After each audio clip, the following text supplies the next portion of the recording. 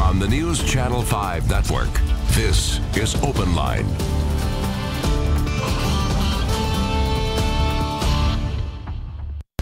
Hello everyone, welcome to OpenLine. I am Ben Hall. Tonight we are talking about Nashville's flood plan.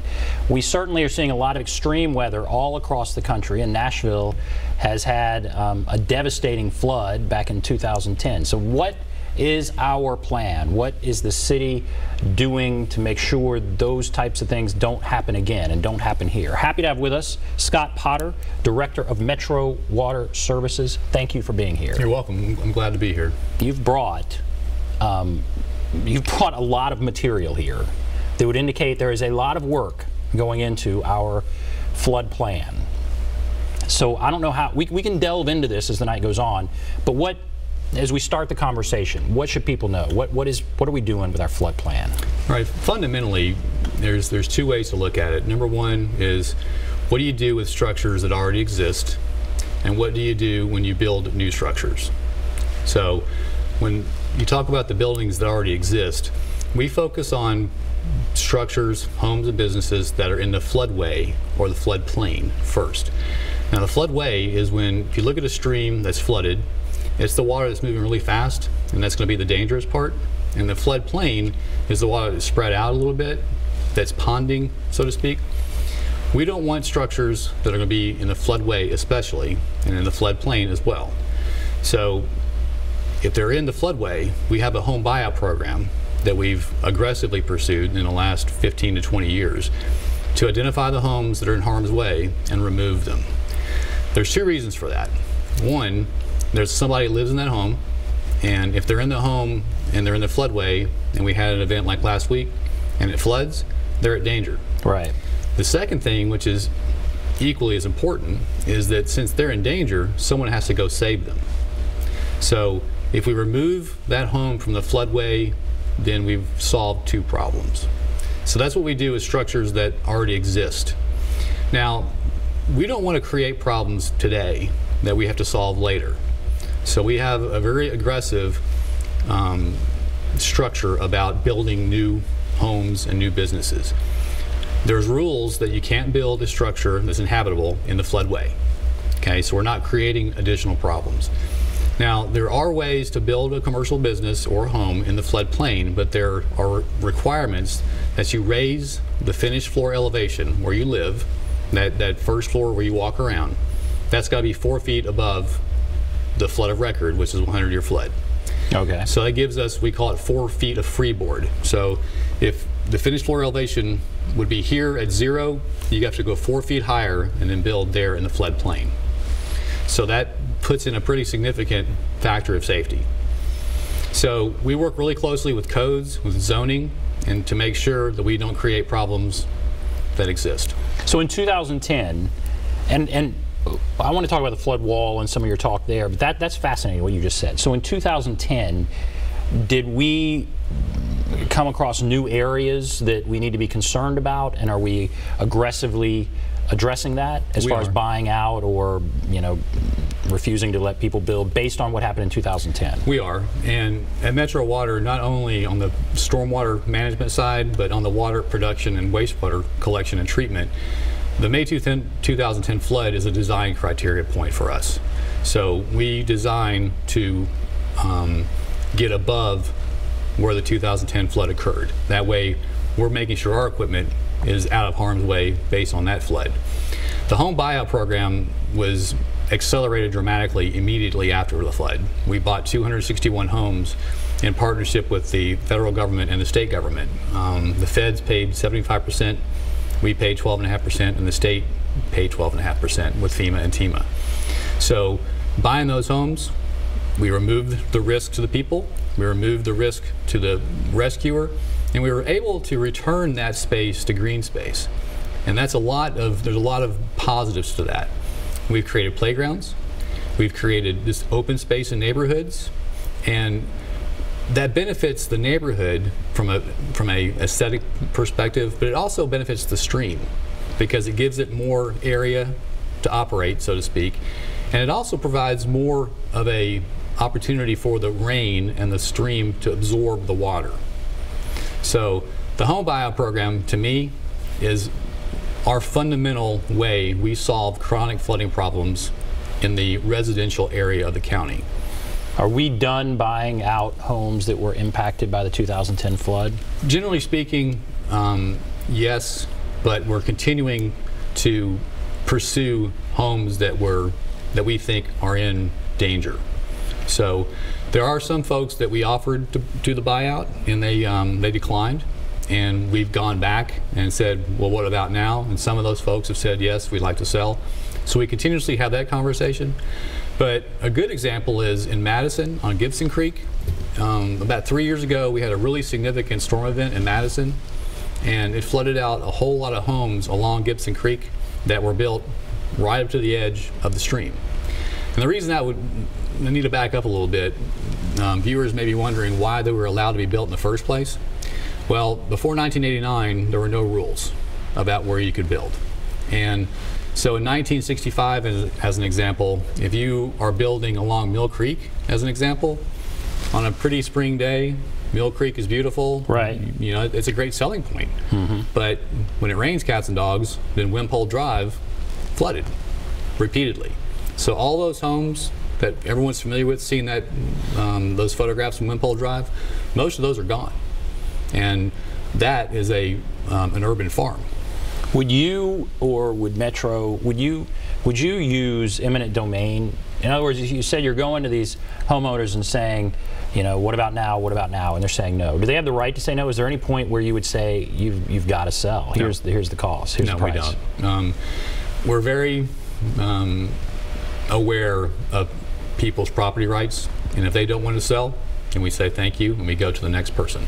Now, we will come back and say, how about now? And there are some folks that are very attached to their homes that don't want to move, and they're at risk, but they made that decision. But the door is open. If they're a chronic flooder and we have the funding available, then we are willing to listen. And how would you say we are as a city? How prepared are we for a flood? I think we're reasonably well prepared. If you look at what happened last week, two things that came out of the Unified Flood Preparedness Plan: the SAFE program that works on the web, and the NERV program. When we did the community meetings after the flood, people wanted to know, when am I going to be in danger and how am I going to get information? So having that last week was a perfect example of its value, because Whites Creek last week, we got about 8 inches of rain in a very short amount of time. In Whites Creek, the flood gauges that we also got out of the Unified Flood Preparedness Plan indicated that Whites Creek went from 2 feet of elevation to 13 feet in about 2 hours. Wow. So those folks that were along Whites Creek, we were able to go knock on the door. We could send the police officers and the firefighters knock on the door and say, hey, you need to go. And we use the phrase, we strongly encourage, because, you know, we're not going to carry them out of their homes. But I think everyone, to a person, agreed, and they were taken to a shelter. The SAFE program and the NERV program gave us the ability to accurately predict where the flooding is going to happen.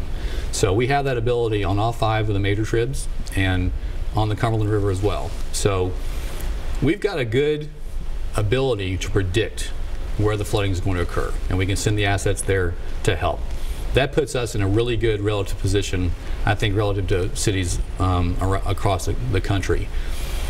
Our building regulations with a 4-foot of freeboard, that puts us in rare circumstance, because not many cities do that. Right. The floodway prohibition, I think that's more common, but it's not as common as people would think. But we're in that category as well. I feel that we're going in the right direction, especially we're not creating additional problems, and we're solving the problems that we inherited.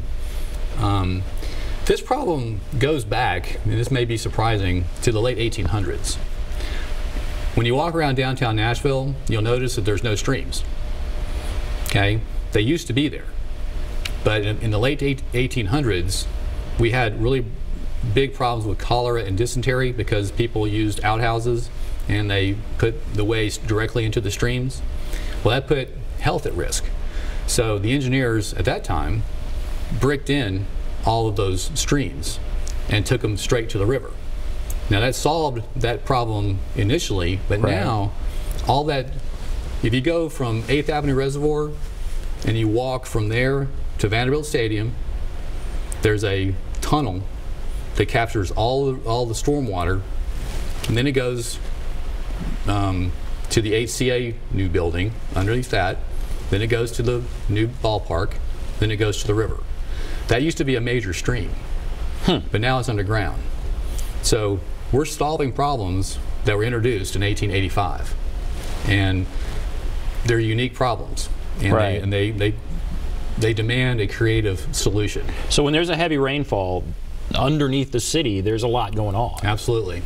A good example is you can once again start at the 8th Avenue Reservoir area and go straight downhill to right upstream of the pedestrian bridge. There's 2 outfalls there, discharge pipes that take stormwater down the hill that used to be streams as well. Before we go to break, I want to take Granger's call here. Granger, are you there? Yeah, I am. Hi, go right ahead. What's your question? My question is, how do you tell if you need flood insurance? I have a home and I have a creek about 20 feet from my back door. That's a wet water creek. It didn't flood in 2010, but if we have an event like happens in Houston, I mean, this home is my main investment. I called my insurance guy. He said it would cost about $400 a year to get flood insurance after he checked with FEMA, and they said they didn't think I needed it. Is there anybody in Nashville that could tell me, should I believe that? And, given the risk of, of a major event, how do I tell if I should pay that small amount? Okay, that's a great question. Number one, anybody can buy flood insurance. So if you feel like you need it, then I encourage you to buy it. Secondly, I'd like to ask the caller, if I could, do you know the name of the stream that you live next to? No, it's out at Mount Pisgah Court. It's behind it. Okay. Well, your stream may or may not be what we call studied by the Corps of Engineers and had the floodplain and the floodway mapped formally by engineers. So if it had been, and you were in the floodplain or the floodway, you would have received a letter from us indicating as such. So if you didn't get that letter, your stream wasn't studied. That doesn't mean you don't need flood insurance. So what I would recommend is call us tomorrow, 615-862-4600, ask to speak to someone in stormwater, and we can give you really specific information about what your elevation is and what the stream is next to your property. And I think we can give you additional information from which you can make that decision. But fundamentally, having flood insurance is generally a good idea, and I think Houston proves that, unfortunately, very well. That's fascinating. You're putting the number up that you're saying people can call. How many people in Nashville do you think, and we have to take a break after this, but I'm going to ask this question. How many people in Nashville do you think don't have flood insurance who need flood insurance? That's one of those questions that is open for debate. We would suggest, I'm always a very risk-averse person, so if you live near a stream that, I use the term, misbehaves, then by all means, buy flood insurance. I understand it is expense, but it's a whole lot better to have the insurance when you need it than not. $400 a month is not that much. That's $400 a year, I think you said. I'm sorry, yeah. $400 a year. $400 a month would be a lot. $400 a year is not that much. It's really not, but it is $400, and I wouldn't suggest the caller place himself in a gambling situation where he's gambling with his home. He mentioned it's his fundamental investment. I think that $400 might be a pretty good investment to make. But have him please give us a call, and we can give you additional information about that. All right. I want to take a break, but then I'm going to ask, and I want to make sure I ask this. All right, so if you did not flood in 2010, does that mean you're safe? Absolutely not.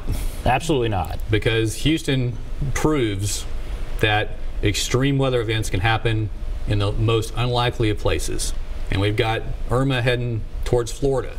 So May 2010 was termed a 1,000-year event.